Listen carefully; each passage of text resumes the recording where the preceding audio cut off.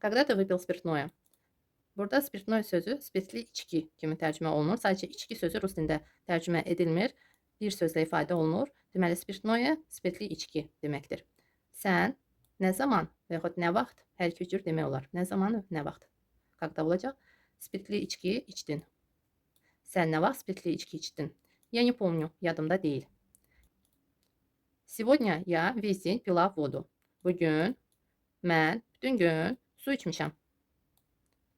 Davam edici formada pila, çünki burada bütün gün deyirik. Меня мучила жажда. Жажда susuzluq deməkdir. Deməli, susuzluq məni incidirdi. Что ты увидел, когда открыл коробку? Qutunu açan zaman sən nə gördün? Gördünüz, burada sözün ortasında когда var. Buna görə də biz geridən önə tərcümə edəcəyik. Nичего, она была пустая. Heç nə. O boş idi. Коробка qadın cinsindədir. Ona görə də deyirik она была пустая. O boş idi. Başqa cür də cavab verə bilərik. На дне коробки был конверт. Konvert zərf deməkdir. Deməli, qutunun dibində, на дне dibində deməkdir. Qutunun dibində zərf var idi. Был конверт. Zərf var idi. Ветер постоянно открывал мое окно. Külək hər dəfə, постоянно hər dəfə mənim pəncərəmi açırdı. Başqa cür də demək olar. Окно постоянно открывалось из-за ветра. Burada deməli, pəncərənin açılmağı səbəbi külək idi. Buna görə də biz из-за belə bir hissəciklərdən istifadə edirik. Deməli, из-за ветра. Küləyə görə pəncərə hər dəfə açılırdı. Görürsünüz? Pəncərə özü açılırdı burada. Ona görə də si ilə. Amma küləyə görə əlbəttə ki. Amma burada elə bir ki, ветер isimdir. Görürsünüz? Burada isim var. İsimin əvəzinə şəxs də ola bilər. Burada külək açırdı. Düzdür? Burada da külək açır. Amma burada biz başqa cür qurduq cümləni və burada səbəbkarı küləkdir. Amma burada külək özü açır deyirik. Buna görə də открывал. Görürsünüz? Külək, ветер kişi cinsindədir və feili də kişi cinsində götürdük. Sadəcə burada siyə ehtiyac olmadı. Çünki açan, belə deyək də, isim var.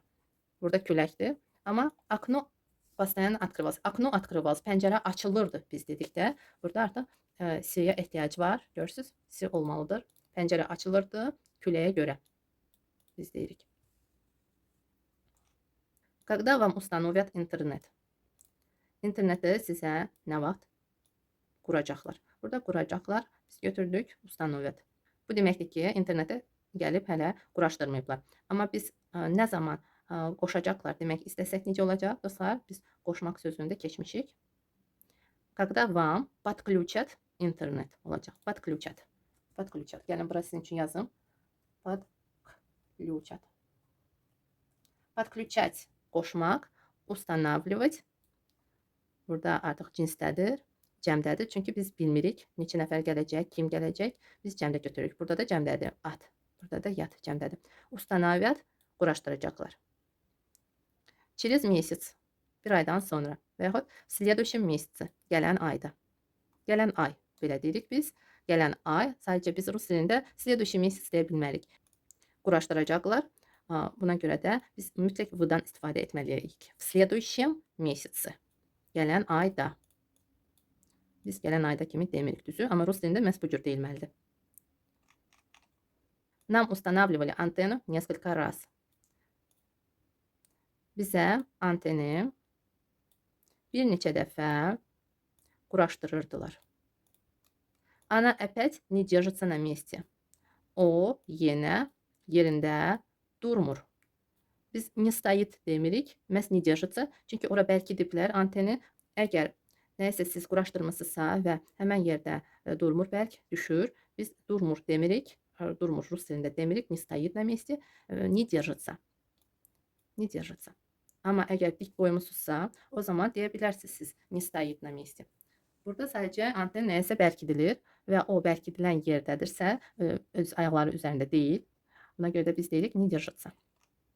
Я не обращаю внимания на них. Mən onlara fikir vermirəm. Не обращаю внимания.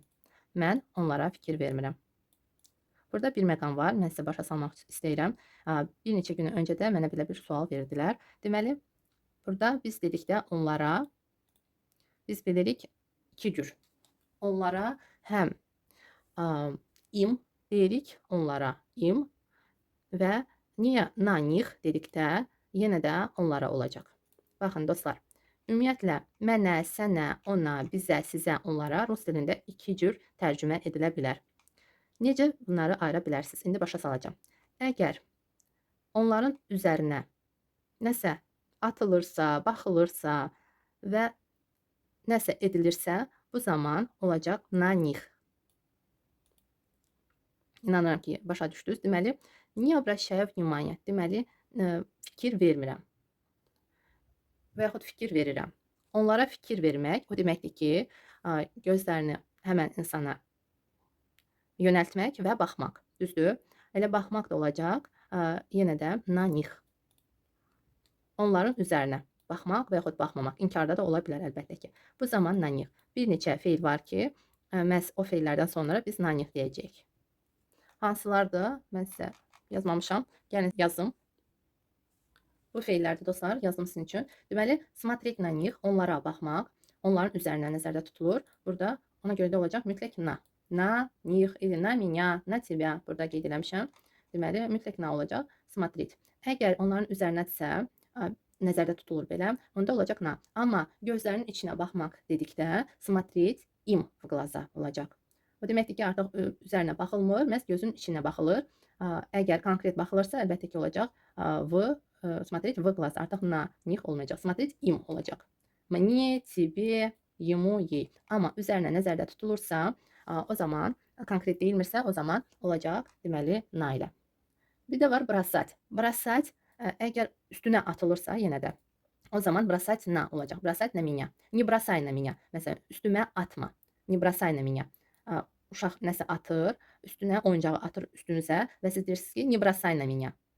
Amma əgər əlinizi açmısınızsa və deyirsiniz ki, at mənə. Amma at mənə dedikdə olacaq брось мне. At əlbəttə ki, xahiş feilidir. Брось мне.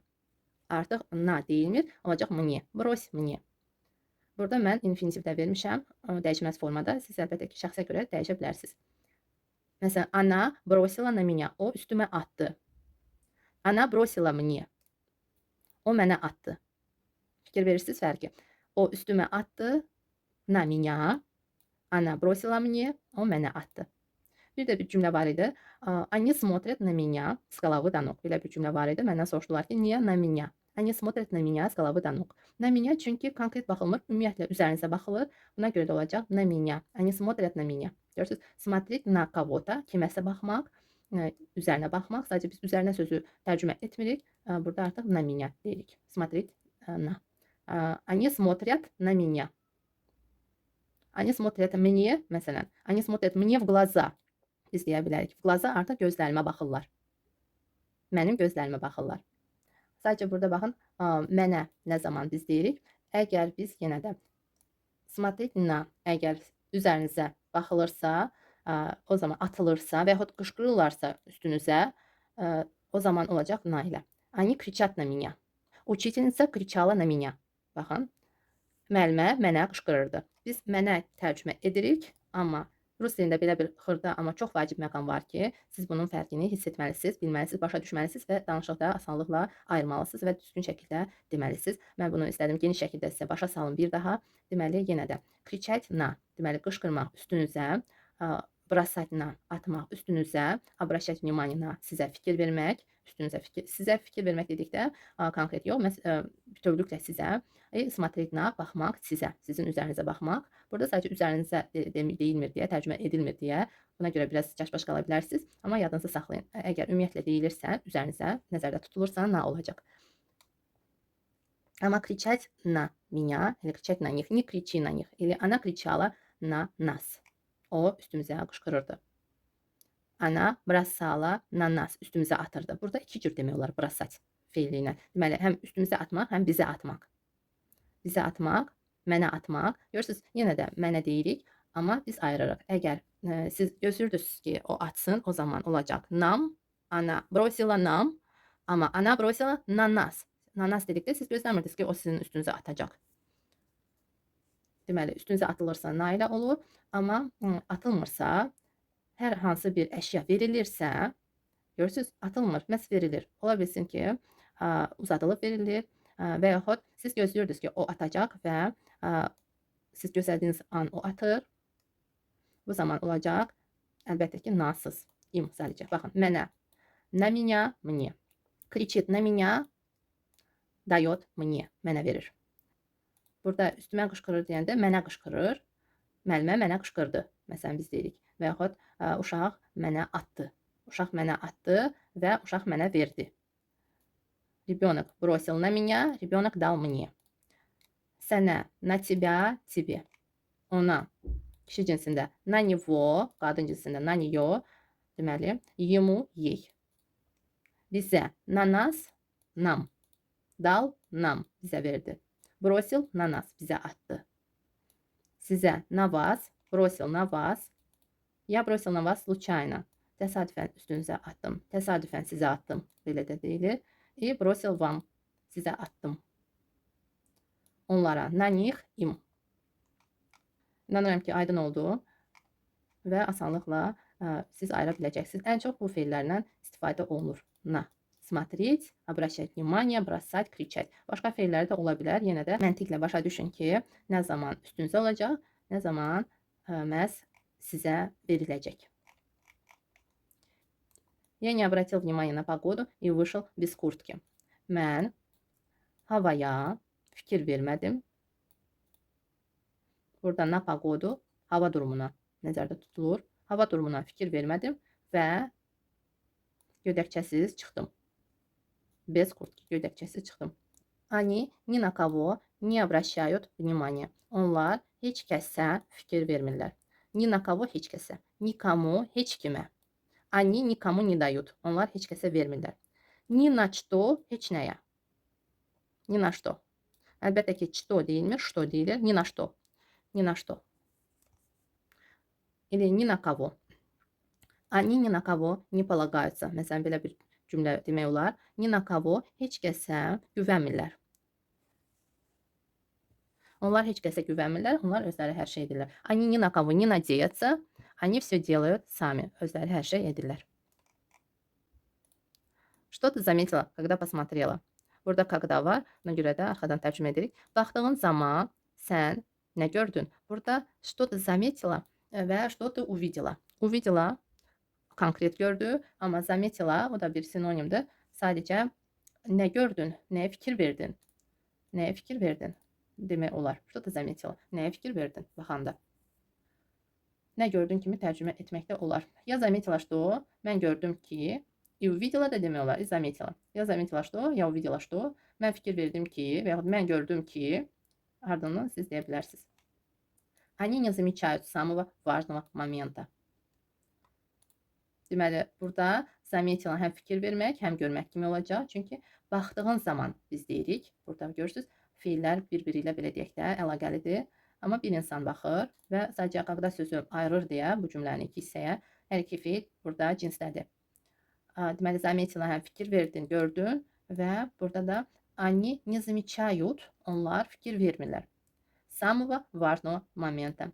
Ən vacib məqama onlar fikir vermirlər. Не замечают, fikir vermirlər. Görmürlər, demək olar. Они не видят самого важного момента. Hər iki cür demək olar. Я не узнал тебя. Будешь богатый. Или будешь богатым. Burada qadın cinsindədir. Deyən şəxsi yox, məhz tanımadığı. Mən, məsələn, kimsə tanımadım və həmən şəxs, tanımadığım şəxs burada qadındır. Qadın cinsindədir.